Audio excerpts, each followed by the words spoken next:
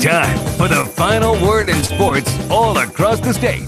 You're listening to Sports Talk with your hosts, Bill Kornbluth, Will Pelagic, and the Professor Tom Hayes. You've been waiting all day. So join the show now by calling 800-956-7266. I don't look down at the other end when we're coaching. That's not good for my mental health. So I just coach my team, worry about what's going on in our huddles. I don't worry about looking at Coach K and Bill Self and Jim Boeheim and Roy Williams and everybody else that coaches in the ACC. If you do that, that's not good for you. Yeah, you work this hard all year to be in this position, and you want to show up on the biggest stages, and so far we've been able to do that. So just going out and playing with confidence and believing in our team. I just kind of whispered over to one of our coaches that, how we're going to replace 22 and 12. How are we going to do it? She's special. She's special in a lot of ways. At the end of the game when I got subbed out, I think that's when it really kind of sinked in that this is not my last time here. This is my last time here in this uniform, playing in front of a great crowd like that. And I appreciate everything from the workers in Colonial Life to the fans, to my teammates, to my coaches. Just thank you so much. This has been a great 4 years here. This is my home. And hopefully when I return, it's the same energy. And good evening, everybody. Welcome into Sports Talk, South Carolina Radio Network. After a going back to Friday, unbelievable stretch of basketball in the NCAA tournaments, men's and women's. And you know what? Just like last year, we're at the same point as we were last year. We've got a team in the Sweet 16 on the men's side, a team in the Sweet 16 on the women's side, and reason to think we could have two teams in the Final Four. The way Clemson is playing, it's like South Carolina last year, guys. They just seem to be coming together, playing so cohesively, and they're getting outstanding play where it counts most in the NCAA tournament, and that's from their guards. And then the USC women just take care of their business at home. Now, they do have, in all likelihood, a major obstacle in the Elite Eight in Connecticut up in Albany, New York. That will be a huge mountain for them to climb to get back to the Final Four. But who knows? They're certainly capable. Aja Wilson has one of those unbelievable, spectacular nights, assuming they get past either Florida State or Buffalo in the Sweet 16. We could have a situation like we did last year with two teams in the Final Four come the end of this month. Can you believe it? Now, I'm going to say this. First off, I'm going to give full credit to the way Clemson played this week. I think it was stellar. They had a perfect weekend where absolutely nothing went wrong from their perspective. They shot the ball well, they defended, and they came across two teams that I think we probably overvalued. I think we took a long look at New Mexico State and were scared by the number next to their name. And I think we took a long look at Auburn and saw what they did in the regular season before they had Anthony McLemore hurt and thought that their potential was a lot better than what it could have been. Now, this is what I'll say. This is not to devalue what Clemson did over the weekend, but I'm just interested to see what happens when things aren't as rosy for them like they were in the last two games. Again, they played a perfect two games, and we saw spurts of that in the early part of the ACC season, but when the worm turned, like the first half against North Carolina, like against Duke, like against Syracuse, in games of that nature, when the worm turned, they could not recover. Now, Clemson is going to have to win an ugly game against either one of these two teams, whether it's Kansas on Friday or if they go out and have an offensive onslaught again against a bad defensive team and a bad free throw shooting team. They're going to have to play an ugly game on the following Sunday against either Duke or Syracuse. So I need to be convinced that Clemson can win an ugly-ish game before I can punch their ticket to the Final Four. Oh, struggling, yeah. The interesting thing, I think, if the officials let them play and Clemson rebounds, they can beat Kansas. Kansas, for the most part, plays a four-guard offense. And that makes it difficult for Clemson because you got four guys that can handle the basketball. That's going to be very difficult. But I think if they can rebound the basketball, and we see what they do in the NCAA tournament. I thought Thomas played well because of the physicality that was allowed in both games against New Mexico State and Auburn. He can carry that over. But it is tough being in the ACC Invitational out there in and having to draw Kansas Yeah. as your opponent. I would feel better if they had drawn Syracuse. And kudos to the ladies as well for, again, winning ugly in 2 games where there were teams that basically forced them into a zone and forced them to play an ugly style of basketball and got out 2 victories. Probably what's going to have to happen for them in the regional semifinal and, of course, the regional final, as you mentioned, Corn, matchup against a team who they know all too well. Yeah, but the best thing that happened to Clemson this weekend is they did not get seated in Charlotte.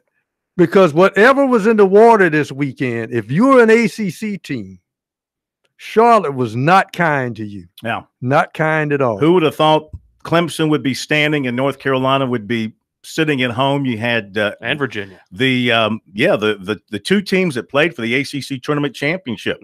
Both are at home now. So, you know, you want to play, of course, your best basketball in these final 6 games if you last that long, and that is what Clemson is doing. They are playing at an extremely high level. And the thing that impressed me more than anything else against Auburn was their defense. They played Brad Brownell defense. They had the passing lanes covered. They had a great game plan against Auburn's perimeter shooters. They came out and challenged those guys and forced them into a terrible shooting night. They dominated on the backboards, out rebounding Auburn by 12. They kept the turnovers down to a minimum, and they shot it very well in the first half as they built that incredible lead. And, of course, DeVoe in the second half was very good. He hit a bunch of threes as well, had 6 of them. They had the complete game. Now you wonder, you hope, you know, for Clemson's sake, have they peaked? That's kind of my – and I don't mean to belittle what they did this past weekend. I know I'm probably sounding like Mr. Debbie Downer here, but we've seen Clemson play this well. And I'm wondering, will the real Clemson please stand up? This is the Clemson we saw through the early part of the ACC season and through the non-conference season. This is the team we saw go up to Ohio State and go down to Florida and win games against those teams, against high-quality teams, and build up a very staunch resume over the course of the early part of the season. And then somewhere, whether it was the loss of Dante Grantham, whether it was other factors, whether it was teams mucking it up and getting ugly with them, somehow they were not able to play at the same kind of consistency. 2 teams that exhaled coming into this weekend, you got to say, was Auburn. Us against the world the whole season. And, of course, with the injuries, you got to count that. They climbed what they thought was their mountain, winning a portion of the SEC regular season championship. Virginia, well, they exhaled. I think hey, we won the ACC championship, and they walked into the tournament. 2 teams that didn't exhale and struggled through parts of the season, Clemson and Texas A&M, woke up.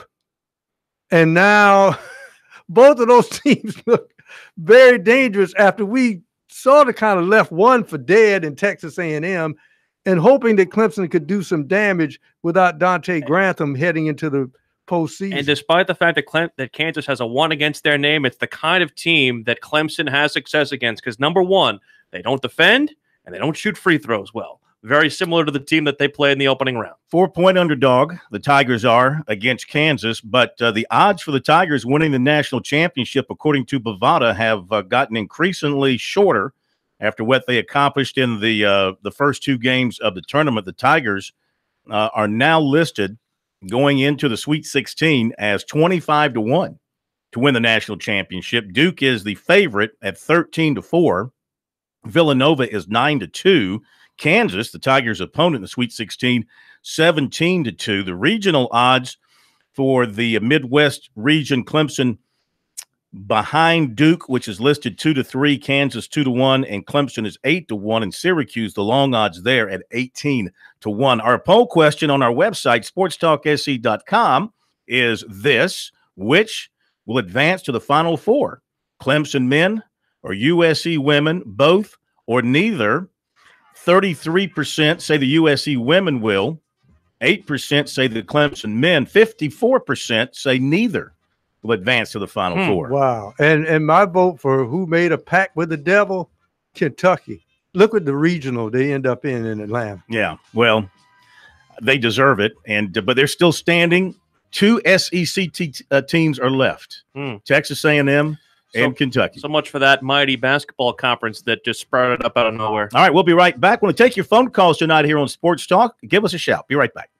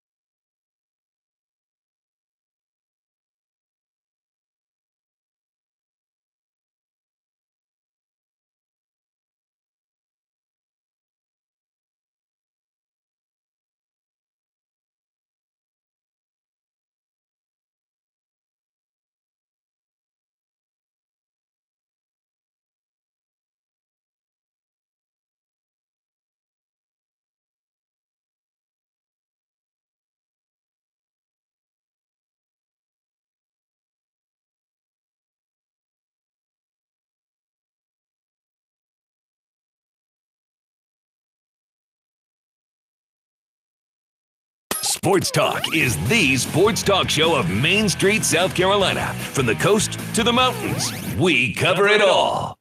All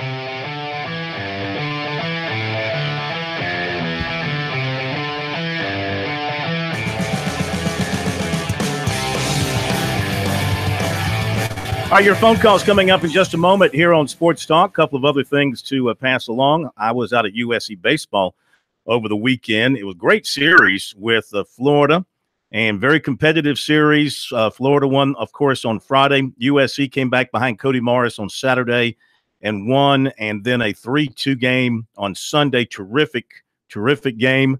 Again, South Carolina, in its second big series of the year, loses that game on Sunday. The Gamecocks have not won an SEC regular season series since the second league weekend of last year. That is a long drought for this program. They got to go to Georgia. First, they go to Citadel. Well, I think that game's been rescheduled because of the weather tomorrow. They flip-flop the two midweek games they're going to play because of the weather in Charleston. They were originally supposed to play tomorrow in Charleston, and now they're going to play tomorrow's game at Founders Park. The April 10th game that originally was scheduled for Founders Park is actually going to now be played at the Joe down in Charleston. All right, and then this weekend they go to Georgia, and Georgia's having a good year. They went 2-1 against Alabama over the weekend. They've won 9 straight home games. So they'll face another difficult challenge in trying to win a series down in Georgia this coming weekend. Missed opportunity for them on Sunday. Well, the Citadel swept them early, didn't it? Georgia's bullpen, their gas can. Their manager's not going to have any hair. Their coach is not going to have any gas hair. Can bullpen. But I will say this: at the end of this series, as I said Friday night, they have to play well. From a mental standpoint, this team is in a better place after this weekend than they were at the start. A little bit of belief, which is good for them. Mm-hmm. Yeah, I think so. Clemson, of course, very disappointing weekend for the Tigers. They lose 3 at home to NC State, including a 1-run game yesterday in which they gave up 3 home runs. The Tigers did not hit this weekend. Seth Beer had 1 hit in the series. They just struggled at the bat, top to bottom in their lineup.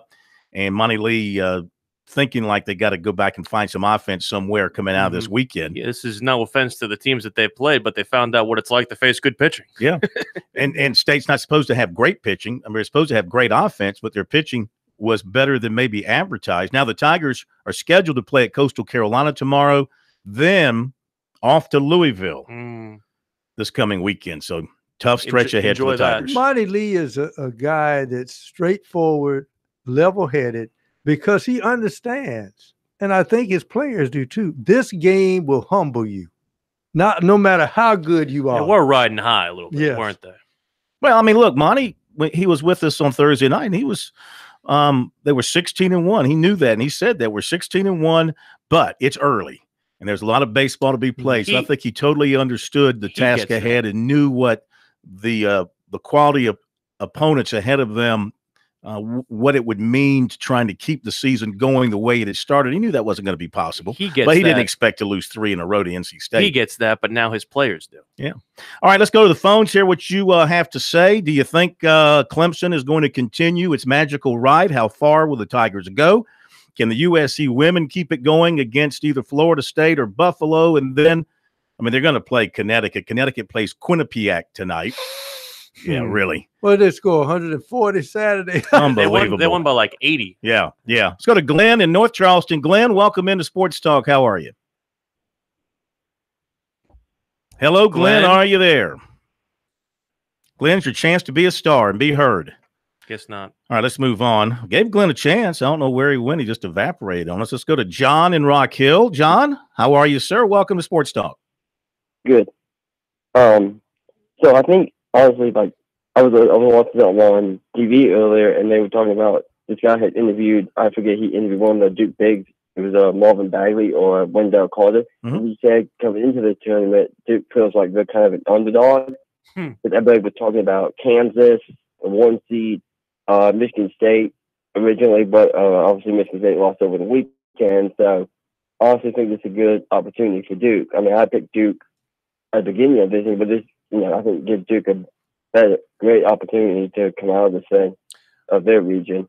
I don't think that anyone thought Duke was an underdog. I think that's Well, more mind games than from Coach K is what that is. Yeah. Duke is Well, Duke. I mean- Duke rises to the occasion, except, last year they got smitten by smoked by South Carolina in Charlotte. And let's not play pretend and make like Duke eats at the same cafeteria that everybody else eats. No, but they can be beaten even when they have great players. I mean, go back and look at the team that they had last year. They had the Tatum kid who's now with the Celtics, could be the NBA Rookie of the Year. I mean, they were loaded last year too. I'm not saying that. I'm not saying they can't be beaten. But I'm just saying don't call them an underdog. A team playing at a high level as South Carolina did in that second round game last year in Greenville took their heart away. Just flat out went and took Duke's heart away and their spirit and just ran them out of the gym. Yeah, it can basically. Well, Coach K, what they do, they put more points on Duke in the second half of that game than in any previous tournament game against Coach K, I believe. Then they scored in some full ball games in South Carolina. It's crazy. But I think Duke learned from that, because I think the first thing Coach K said after that game, we got to get tougher. We got to get tougher. Because they said from the time they hit that floor, South Carolina's guards out-toughed them. Mm-hmm. All right, thank you for your phone call. Let's go to Sammy up in Charlotte. Sammy, good evening. Welcome into Sports Talk. Thank you, Phil. Listen, you did a good job on the baseball covering, but I have a question because we get nothing up here in Charlotte about South Carolina baseball. What's their overall record? Overall record after the weekend is 13-7. Because they were 12-5 going in. That should make them 13-7. They currently are in. Thank you. They're currently in fourth place in the SEC East with Missouri, Tennessee. They're all 1-2. Vanderbilt's 3-0. Arkansas is 3-0 in the West. Ole Miss, Auburn, LSU, all 2-1. Thank you for your phone call. 800-956-7266. We go to Josh in Grovetown, Georgia. Hello, Josh. Welcome into Sports Talk. Hey, Phil, how y'all doing tonight? Good, man. How are you? Well, I got a little pickle that I'm in thanks to the NCAA tournament committee. Growing up, I was always a Kansas Jayhawk basketball fan, but I support all Clemson sports. So thank you for putting me in a terrible situation with the NCAA basketball committee, because honestly, I got to go in my heart. I'm a diehard Kansas Jayhawk basketball fan. Sorry, and I know Will hates that because Kansas. I mean, I'm sorry we just own Missouri and all basketball, but I'm sorry about that. Well, we kind of figured you couldn't be a diehard Kansas football fan. About to say Kansas football, I think stopped playing after 2008, right? Didn't they disband the program after that? When I was a kid, I was watching the first basketball tournament championship game I watched was the Danny Manning in the Miracles. So so they had me hooked there, and I was like, "There's no way Kansas and Clemson will ever play in basketball." Well, here we go. Mm-hmm. Oh yeah, by the way, I'm also second in the tournament bracket contest. By the way, is that you? Is that you? Yes. Gene 3169. No, I'm Josh Fields. I'm second. Well, I'm looking at our bracket, and you talking about the Sports Talk Challenge bracket? Yeah, I was second last time I looked. So. Let's see. What'd you say your name was in the bracket? Josh. No, you're not second anymore. Uh-oh. You're not. Boy, you. If I'm looking at the right bracket, I don't even see a period. Maybe I'm looking at the wrong bracket. I'm looking at our bracket. Eric Boynton from the Spartanburg Herald Journal, believe it or not, is our leader. I saw him last night. At 93.2%. Gave him grief on that. We have a four-way tie for second. Pro, you're tied for second with three other people who I don't know. I can't be. Josh brings up a good point. You are. You're 88.8%.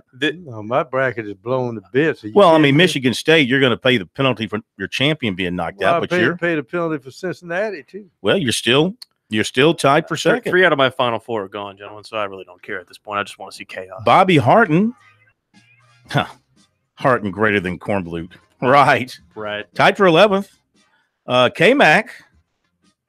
Tied for 13th.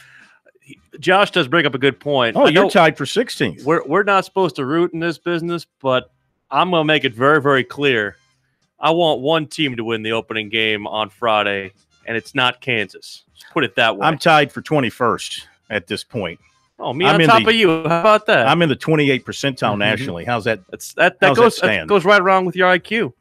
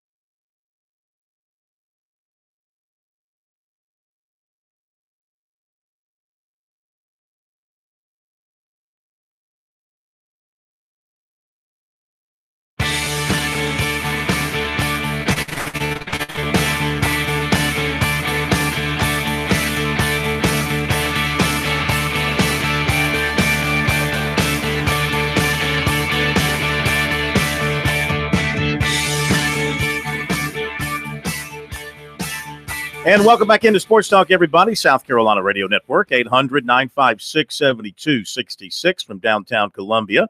That's our number. You can dial in and reach us. We're taking phone calls. We'll be hearing from some of the coaches coming up here as we move on through the program, talking about Clemson and Kansas, USC women, and whatever is next for them when they play on Saturday. That's their next game, Saturday in Albany, New York. The time has not been set probably going to wait and see, make sure Connecticut is there and make a decision. Then Connecticut will get the primetime game, I'm sure.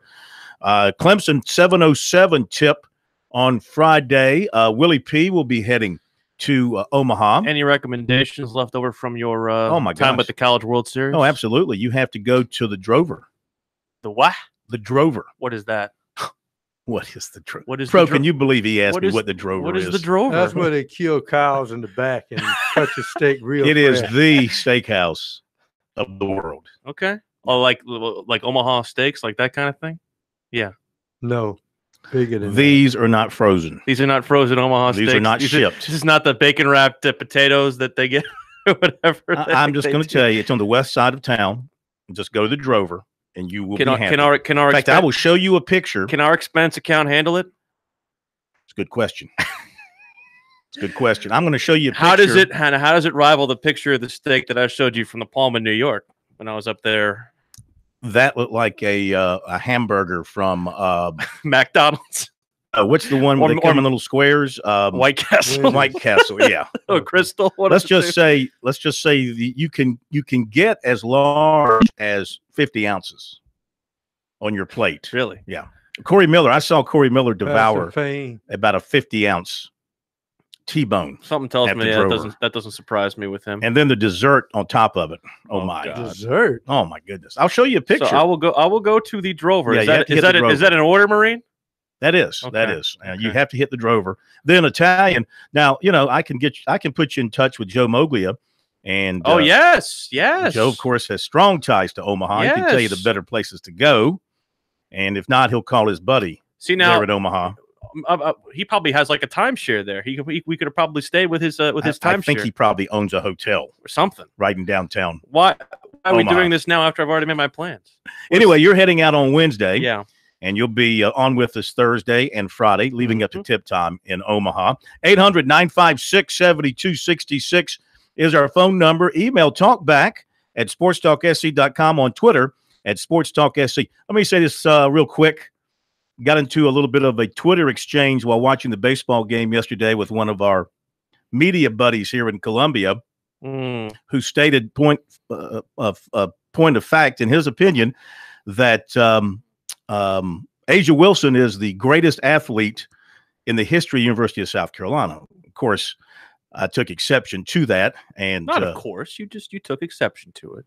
No, of course I took exception to it. Of course, I took exception to it. Somebody had to, because it's just not right, not correct. And we went, back and forth with our explanations. And I'll just suffice it to say that, of course, she is a great women's basketball player and probably leaving as the most decorated athlete in USC history when you add up everything that she has earned in her time at South Carolina. And she has done wonders for a program that was already pretty good, and she has taken it now to the next level. But let's get real. You can't compare that to what some of the other greats to come through South Carolina's athletic programs over the years have accomplished.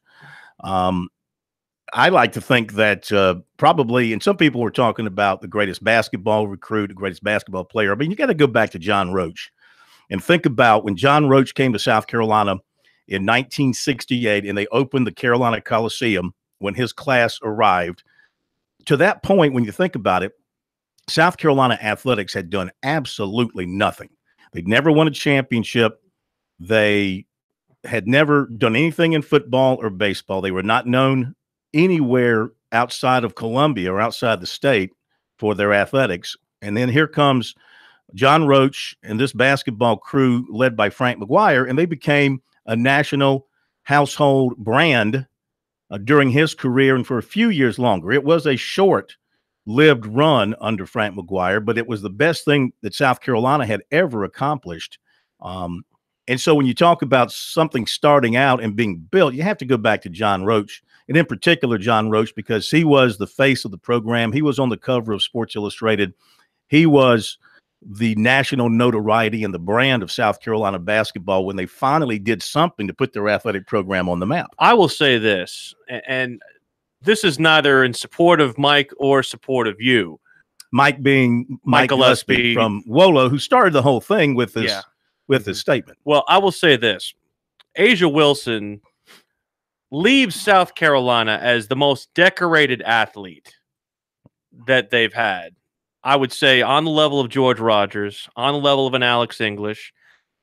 I will not deny the foundational aspect of what you're saying about John Roach, but she will leave South Carolina as the most accomplished and decorated athlete in any sport, in my opinion. Well, yeah, at the outset, I grant that. And I'm not by any means, this is not about her. You know, some people got personal on Twitter. I call them the Twitter gnats because you can't see them. They just bother you. And they, you know, they made it sound like it was getting personal about her, which was not. Nobody was questioning her individual greatness as a women's basketball player at South Carolina and what she has accomplished. But you know, to throw her into the pool with the men is an unfair comparison. Okay, because I would take her skins on the wall alongside anybody. Let me ask you this question then. I'll pose it to you this way. The USC men's team this year, could she have started on the USC men's team? I don't think that's a comparison that you can make. If you want to throw her in the pool with the men, you have to ask that question. Could she have started on the USC men's team? We're throwing her in the pool of accomplishments. No. You know, you have to put her accomplishments in her sport as a singular entity. You can't compare it to the men. The statement was by Mike, the greatest athlete, male or female, to ever come out of South Carolina. Not accomplishments. Relative to what she's completing I think implied in that statement was accomplishments. I think that was implied. No, it wasn't implied. It was. In fact, it is implied. In our give and take. Relative to her accomplishments in her sport, she has accomplished as much, if not more, than any other South Carolina athlete. I'm not denying that. That is what I think he's saying. Okay, but that's not what he said. I mean, you can think what he said. Let's just deal with what was said. We can call him up and ask him. Well, he's free to call in. I will say this. I think the whole argument is ludicrous. Well, yes. The reason why I say that is this. Every era has their athlete. For instance, yes, there was John Roach. There was George Rogers. We can go back and say a guy who South Carolina fans would be confident running onto the field was Connor Shaw. True. Was a guy that, you know, because you would go to war with. Because he did things away from the script, which is what Asia Wilson does, because as a basketball player in her era, no women's basketball player has been that big at 6'5" that can handle the ball like a guard and pretty much is left-handed, but a lot of times she can show that she is ambidextrous. Relative to what she can accomplish in her sport, she has not only taken this program farther than any program could have possibly gone at relative to what you're going up against, and done single-handedly what she's done at South Carolina. And one other thing she has done, she was one athlete who stayed home. Who stayed home. Bingo. I don't think anyone's trying to talk about her athletic ability versus a John Roach or an Alex English. I'm thinking just from the standpoint of what she's accomplished in her career relative to her peers. She accomplished more relative to her peers than any South Carolina athlete relative to theirs. Yeah, I'm not, like I said, the outset. I think you're getting too semantically involved in trying to compare men and women. I don't think that's. No, I'm not. I don't think that number one is a healthy discussion, and number two is a right discussion. I was responding to Mike's tweet, which I will pull up here in just a moment, and which simply stated the greatest athlete, male or female, in South Carolina history. And that's what we were discussing on Twitter, and that's why I brought it up here tonight, because others chimed in, some yay and some nay. I am by no means discounting her accomplishments. As I said at the beginning of my comments, yes, she will leave here as probably the most decorated athlete in terms of her individual accomplishments in the school history. We'll be right back.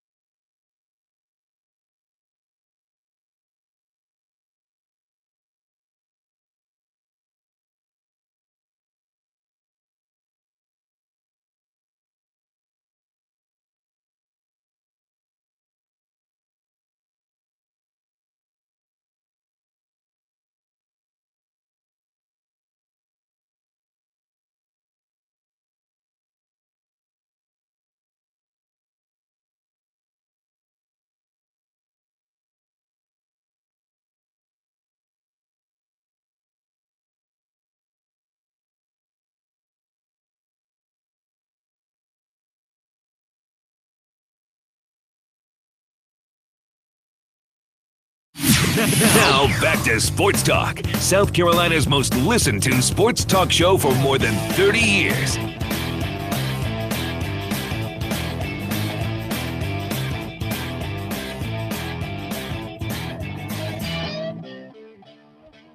Okay, we're back. Sports Talk, South Carolina Radio Network, 800-956-7266 is the phone number. Back to your phone calls in a moment. Couple of lines are open. Check out foundersfcu.com. Learn how they can assist you in all your financial needs. Just to settle this thing, the original tweet from Mike was as follows. At Asia Wilson 22 admits she thought about transferring from South Carolina her freshman year. Then he continues, 4 seasons later, she's the greatest player of any sport or gender in USC athletics history. And so I just disagree with that. I mean, I think she is a great player in women's sports. It's hard to compare. It's impossible to compare. And it's an opinion-driven thing, too. I mean, there are people who have grown up following Asia Wilson or following women's basketball as their primary sport, and that's what they think, and that's fine. For those of us who've been around maybe a little bit longer and know the program for an extended period of time, you would think otherwise. I mean,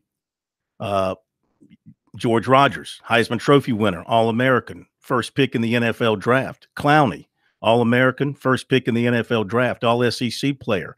I mentioned John Roach, ACC Player of the Year, All-American, won an ACC regular season championship, won a ACC tournament championship at a time when winning the ACC championship was about as good as winning a national championship, to be quite honest with you. Only one team got in the tournament out of a league. The ACC was so incredibly tough back then. And for South Carolina, they kind of felt like they won the national championship when they won the ACC regular season, and then the next year won the tournament championship. So with all due respect, I think that that's a very broad statement to make, and in my eyes, an erroneous one, and that's what Mike and I were discussing on Twitter with others. I think it's opinion driven, based on what you know and how much you've been exposed to the programs over the years. I will just say I will take her skins on the wall along with anyone's, especially when you point at that banner inside Colonial Life Arena, which is bigger than any one of them that is in that building. Also, the reason why the argument is ludicrous is because if you've been on the earth longer than somebody else, your opinions have changed. For instance, people always say, ooh, Michael Jordan, ooh, Michael Jordan. To me, the greatest basketball player is Kareem, because the weapon he had, nobody has been able to duplicate, and that's the sky hook. Mm-hmm. Nobody can duplicate that thing. I would tell you Bill Russell, but that's okay. No, I've always said I thought Jabbar was the greatest NBA player of all time because he was unstoppable. He was totally unstoppable. We agree on that. Mm-hmm. But the way this was stated, not reading anything into it, implying anything, inferring anything from it, as you were suggesting, I'm just going by what was written. I can't agree with that. And then again, your argument brings up my argument. Why I don't like Twitter. Because you have to abbreviate everything, and he's not going to put the term accomplishment in there. It's got 280 characters. Mm-hmm. He had plenty of room. Mm-hmm. He wrote what he wanted to write. The verbiage. Okay. Again, I will give him the benefit of the doubt on the verbiage. All right. Anyway, that's my spiel and y'all spiel on that. We go to Glenn in North Charleston. Connecticut's up on Quinnipiac 17-6. Still in the first quarter. Hello, Glenn. What's up, Corn? How are you? And company. Well, got wet today. It's nice for ducks, and that's about it. I hope y'all are getting clear skies, but so far so good, Glenn. We know it's not supposed to be very pleasant. I'm going to tell you this, Glenn. Over Sports Talk, there's nothing but sunshine and blue skies. And y'all was talking about the deal about the greatest players. You have Brian Greasy, you got Larry Zonka. We're talking South Carolina here, Glenn. Let's narrow it down. I we're know. Talking Gamecocks. Debo Samuel didn't really prove yet, but I think if he comes back to Carolina this next season, I think he'll prove that he's going to be a great player too. So, well, he is coming back. He is coming back, but I think he has a lot left to possibly accomplish to get on the levels of the people we were talking about. What about Carlos in the baseball, program? Carlos Cortez? Yep. Again, I would say a long hill to climb to get to he Jackie needs Bradley. he needs to get to 200 first before we can start talking about him. He needs to stay on the field and not get ejected by SEC umpires. By the way, what was going on this weekend with the oversensitivity of the umpires? Oh, man? really? Three guys got tossed? Yeah. Throughout the third base coach of the Gators yesterday, throughout Kingston. Now, Cortez did it himself because he slammed his bat down, so that was an automatic ejection. That's a no-no with them. Kingston's conversation with the umpire seemed rather benign, but he tossed him anyway. I don't know what happened with the third base coach. Balls and strikes. I was watching when it happened. Well, he had already been warned. Okay, they gave him a warning, and then during an inning, I think it was during an at bat, in like the 8th inning. No, it was earlier. I thought it was like in the 7th or 8th inning. I think it was a little earlier, but it doesn't matter because the point is, he said to the umpire, he must have hollered out to the umpire something like, "Sure, I'm glad I've already. I know you're glad you've given me a warning already." Oh no, you're talking about Kingston. I was thinking about the Florida third base coach. That was late, and he tossed him. He tossed him for saying that. Right. I don't know what the Florida third base coach said, what he was upset about. Yeah, that one was later. So that's what I was alluding to. But Gamecock baseball, after losing the series to Florida, I mean, they showed some spunk, but I mean, that's not what South Carolina baseball. Moral victories is not what they live and die for. Okay, and they need to get it going. This little streak of losing series to SEC teams and to Clemson, from their standpoint, is embarrassing now. And coming up a one run short in a baseball game, you might as well be losing by 10. It doesn't matter. One run's all it takes. And they didn't do some of the things. I mean, they did some good things with some small ball over the weekend, moved some runners ahead, got some runners home that way, had some long ball as well. But they pitched extremely well yesterday against Florida. But they were facing great pitching all weekend long. They did unload in Saturday's game and hammered the Florida pitching for, I think, 16 hits, 15 runs. Mm-hmm. But not much on Friday and not much on Sunday. They had some opportunities, hit into a double play that killed a potential rally, just little things like that. They did not get the clutch hit to get the tying run home or have the ability to get the winning run home. It's a lot of feast or famine with this philosophy they're trying to bring in with the launch angles and the exit velo. You're only going to get really 3 true outcomes: a fly ball out, strikeout, or a home run. Well, they had some well-hit balls, and one thing that Kingston felt good about was that they went after the Florida pitchers. They just didn't sit back and take called strikes. They were aggressive. In the 9th inning, they put good metal on the ball.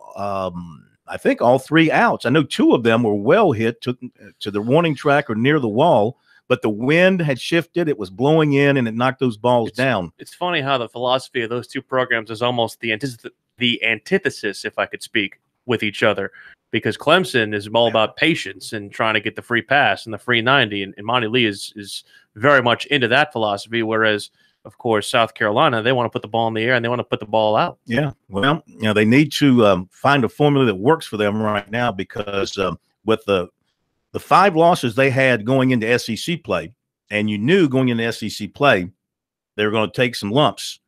So now you're talking about 7 losses at this point in the season in your first 20 games.